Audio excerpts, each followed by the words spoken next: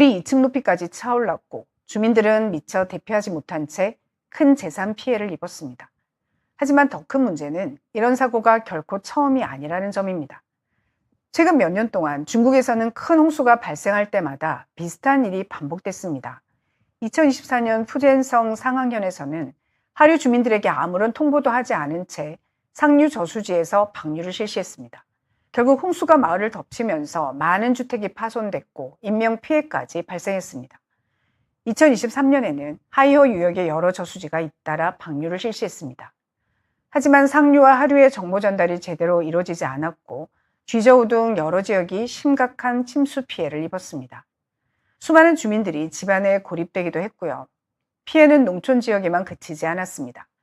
2021년 허난성 정저우에서 기록적인 폭우가 쏟아졌던 당시에도 여러 저수지가 충분한 사전 경고 없이 방류를 실시하면서 정저우 시내의 홍수 피해가 더욱 커졌다는 지적이 나왔습니다. 이 사건 이후 중국 사회에서는 저수지 운영이 과연 투명하게 이루어지고 있는지, 그리고 경보 체계가 제대로 작동하고 있는지를 둘러싼 논란이 커졌습니다. 사실 중국은 이미 오래전 저수지 사고로 큰 비극을 겪은 경험이 있습니다. 특히 1975년 허난성에서 발생한 판차오댐 붕괴 사고는 인류 역사상 가장 큰 인공재난 가운데 하나로 꼽히는데요. 당시 희생자는 체르노빌 원전 사고보다 훨씬 많았던 것으로 알려져 있습니다. 그렇다면 이런 대형 사고를 겪고도 왜 비슷한 일이 계속 반복되는 걸까요? 중국 정부가 이 문제를 중요하게 생각하지 않아서일까요? 의외로 그렇지는 않습니다. 시진핑은 치수 사업을 국가의 핵심 과제로 여러 차례 강조해 왔고요. 중국 수리부도 지난 2023년 시진핑의 치수 관련 중요 논술을 정리한 책까지 발간하며 관련 정책을 적극 홍보했습니다. 그런데 현실에서는 오히려 홍수 피해와 저수지 논란이 계속 이어지고 있습니다.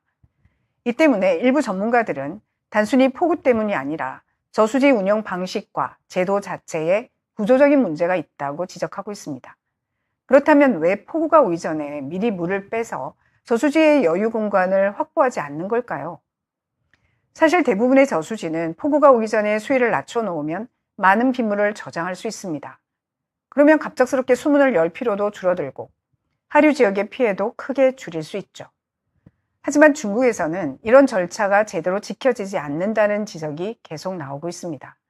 중국의 수자원 전문가 왕 웨이원은 이런 문제가 현행법과 제도에서 비롯됐다고 지적했습니다. 그의 설명에 따르면 중국에는 홍수 방지와 홍수 조절에 관한 법률은 있습니다. 하지만 정작 저수지 방류를 규율하는 법률이나 세부 규정은 사실상 마련돼 있지 않습니다.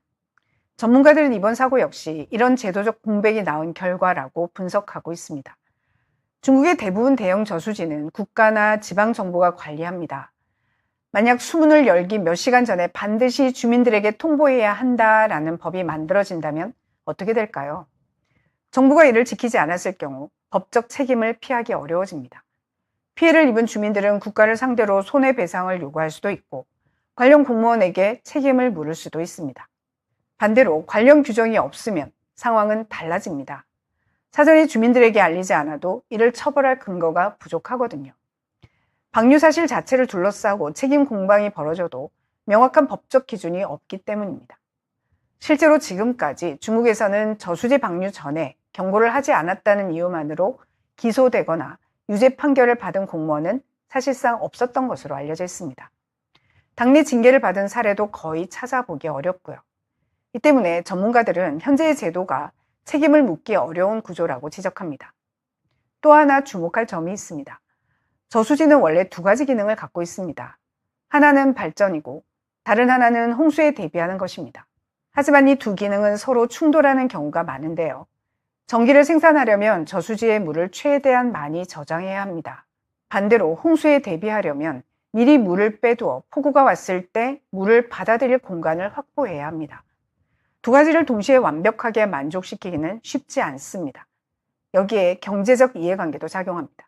중국의 많은 저수지는 발전뿐 아니라 양식업이나 관광 등 다양한 경제사업에도 활용됩니다. 저수지를 운영하는 지방정부 입장에서는 수위를 높게 유지하는 것이 경제적으로 유리한 경우가 많습니다. 반대로 폭우가 오기 전에 미리 물을 빼는 것은 당장 눈에 보이는 이익이 없습니다.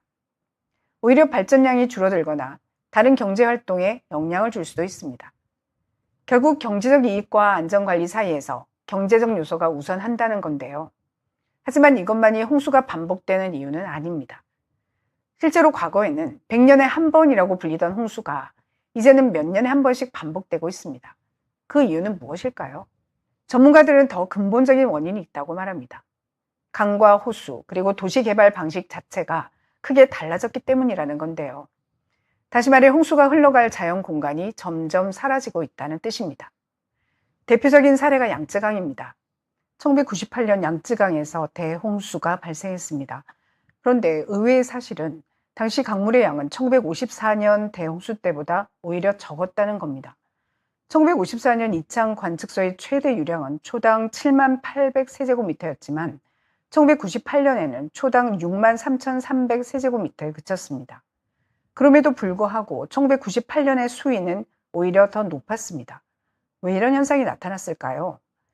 그 이유로는 호수와 습지가 사라졌기 때문이라는 분석입니다. 1950년대 이후 중국은 대규모 간척 사업을 벌이며 수많은 호수를 농경지로 바꿨습니다. 이에 따라 양쯔강의 대표적인 자연 저수지인 둥팅호와 포양호도 면적이 3분의 1 이상 줄어들었고 수백 개의 작은 호수는 아예 사라졌습니다. 예전에는 폭우가 내리면 강물이 호수와 습지로 자연스럽게 퍼져나가면서 수위를 낮춰줬습니다.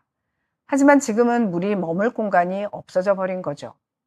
그러니까 엄청난 양의 물이 좁아진 강 본류로 한꺼번에 몰리면서 수위가 빠르게 상승하게 된 거고요. 도시개발도 상황을 악화시켰습니다. 양쯔강 삼각주를 비롯한 여러 지역에서는 과거 홍수 때 물이 빠져나가던 저지대와 하천변을 메워 도시와 산업단지를 건설했습니다. 빗물이 스며들던 흙과 습지는 아스팔트와 콘크리트로 덮였고 강변 역시 콘크리트 제방으로 직선화됐습니다. 그 결과 빗물이 땅속으로 스며들지 못한 채 순식간에 하천으로 흘러들면서 예전보다 훨씬 빠르게 홍수가 발생하게 된 것이죠. 이러한 문제를 보여주는 대표적인 사례로는 2023년 허베이성 홍수가 있는데요. 당시 타이항산 일대에 집중호우가 내리자 하천 수위가 급격히 상승했습니다.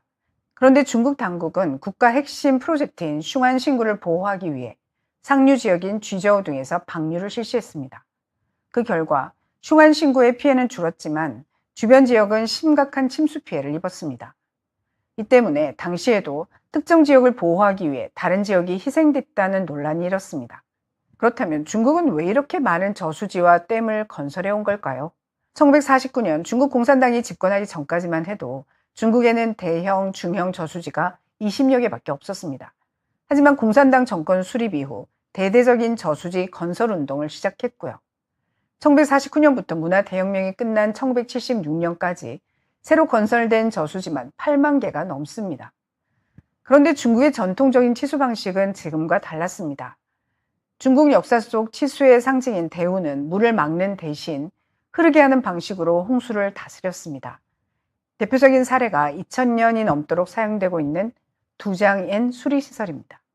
두장엔은 거대한 댐으로 강을 막지 않고 물기를 자연스럽게 분산시키는 방식으로 홍수를 조절했습니다.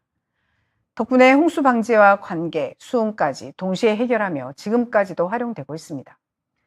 그런데 중국 공산당은 오히려 그와는 반대되는 길을 걸었습니다. 그 이유는 중국 공산당의 이념이 무신론에 기반한 인정승천, 즉 사람이 하늘을 이긴다는 사상이기 때문입니다. 자연에 대한 경외심이 전혀 없다는 건데요. 마오쩌둥은 산먼샤 수력발전소를 건설했고